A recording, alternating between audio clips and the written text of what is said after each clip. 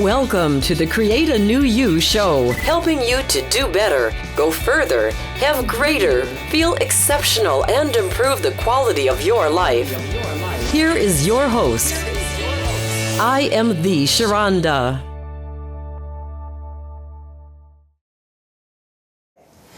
Hello, I am the Sharonda, and this is the Create a New You show. Today's topic is numerology, and I am here with Eric Lagrone. Hi, thank you for being on the show. Thank you, Lucinda.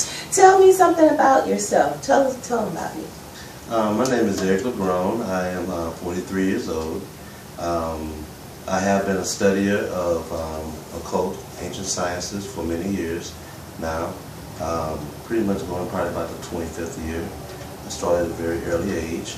I am an electrician by trade, and I was able to incorporate electricity and my studies into my study of electromagnetism, which also led to other things like the tarot deck and numerology and other sciences that allows me to help build myself and encourage other people to actually go higher into the depth of their understanding. Very good. And you've written some books as well, right? Yes, I write code books. Those code books is more so a ideal framework of mind state that a person can go into. I have like 35 books. And those 35 books is pretty much things that I bring down through what they call channels, or things that I bring down as far as just studying and personal experiences.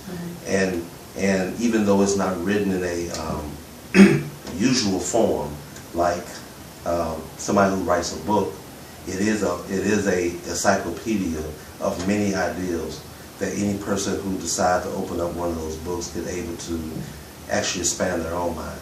Very good.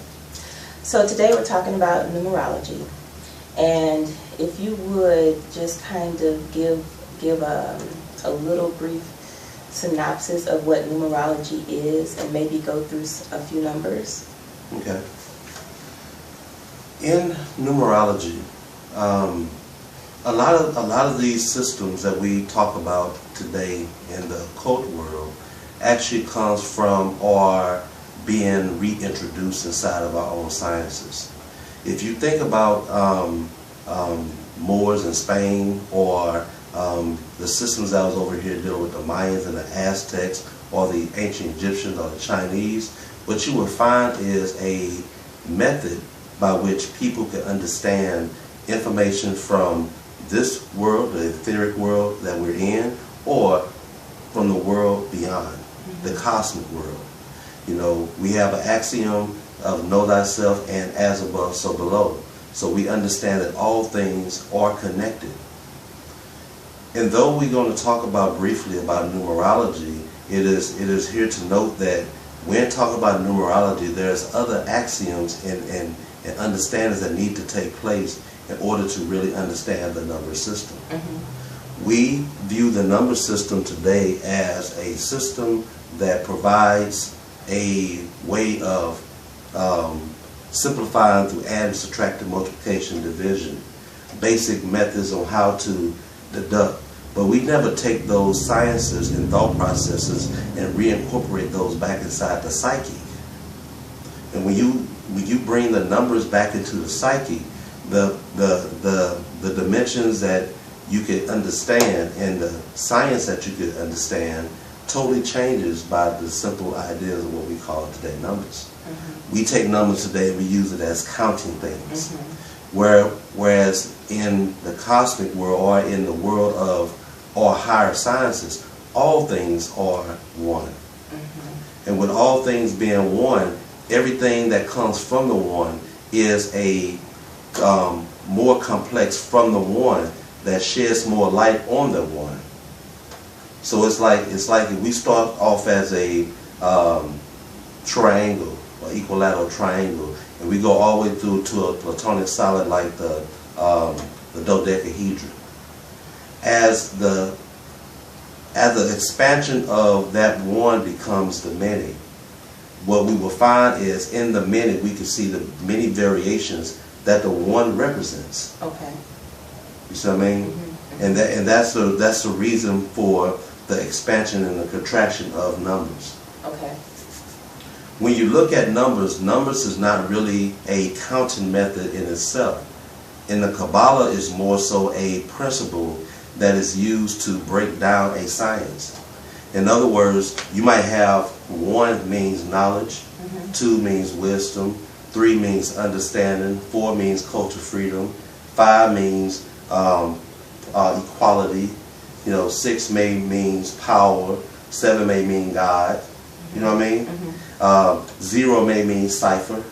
So we might be dealing with the ideal of the numbers in one aspect, whereas most people deal with numbers as in counting.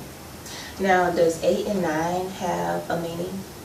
Yes, 8 and 9 has a meaning. In some schools, 8 is power, 9 is build or destroy, and Z, of course, 0 again is cipher. Okay. So, and this comes from this idea right here comes from actually the nation of gods and earths. This is a principle that we use in our Kemetic learning. Whereas if you take that same system and put it into Kabbalah, they might mean something different. One might mean the source. 2 might mean, of course, again, wisdom. 3 might mean understanding. But they're similar. They're similar, but it still is a process by which you create your intelligence. So we're looking at everything as being one. We're talking about the unity. So everything in existence is actually in a totality. Okay?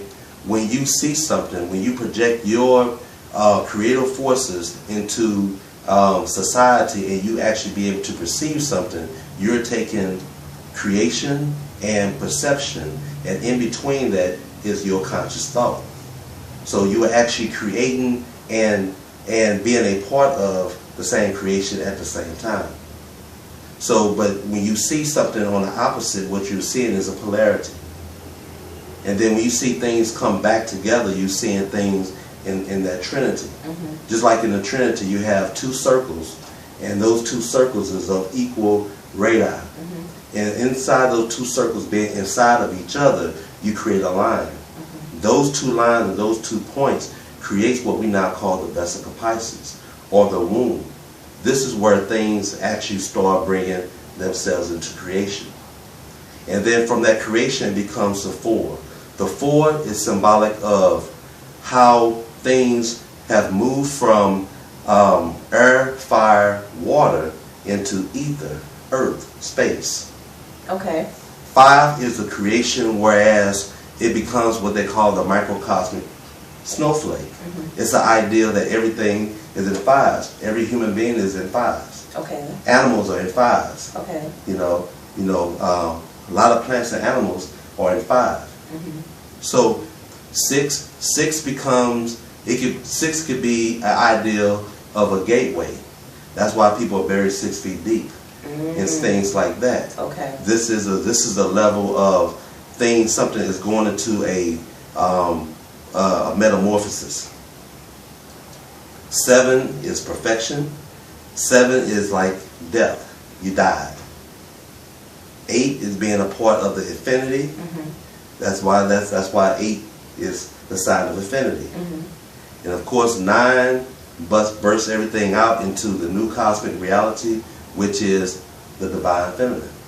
Okay. And from the divine feminine, all things are coming into the emanation of creation. Okay. Wow. Okay. Well, there you have it. This is not the total lesson, a total sense of numerology. It's very much scratching the surface. But if you want to know more, and I'm sure you do, because I know myself, I oftentimes wonder why something came in 2s, or why the number 5 is appearing, or why, all of that. So I wonder that myself. And if you want to learn more, and you're getting that urge, like, I need to know more about numerology and the study of numbers, you can contact Eric at area code 713-7803, or you can reach me by email e.lagrone, that's Lagrone, @yahoo.com. Very good. And again, I am the Sharonda. You can reach me on Facebook, Twitter, Pinterest, and Instagram at I am the Sharonda. Thank you so much for viewing. See you next time.